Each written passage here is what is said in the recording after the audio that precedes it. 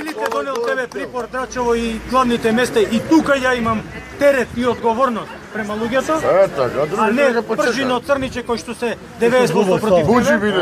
И тој не ти ни отвара врата и те плюка од прозор. Да ме тера некој да ми правија одвод и канализација, а ти немаш овде ни струја ни вода, не може тоа така. Тука е машинеријата. Редот ќе почне.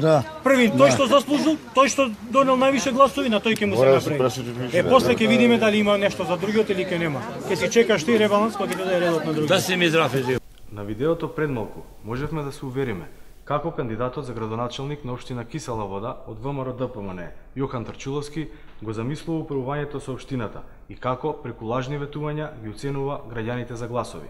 Трчуловски, јавно и без срам, кажа дека се кандидира само за да ги дели и дискриминира граѓаните. Трчуловски ќе работи само онаму каде што гласале за него, а другите ќе ги игнорирал оти немале заслужено. Трчуловски призна дека за граѓаните на Црничи и Пржино нема канализации, улици и водоводи, затоа што немало да гласаат за него. Ова е удар врз граѓаните од Трчуловски, кој е човек кој дели и се одмаздува. Ваквиот став на Трчуловски е само уште еден доказ за тоа како ВМРО ДПМН функционираше и дека се уште е заробено во старата ера.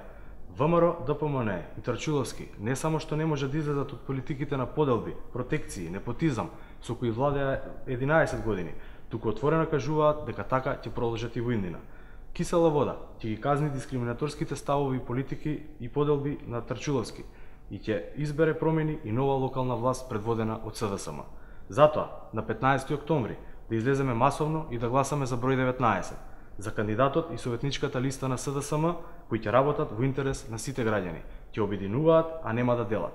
Да ставиме крај на поделбите, уцените и заканите од страна на ВМРО ДПМН и да избереме живот во Кисела Вода.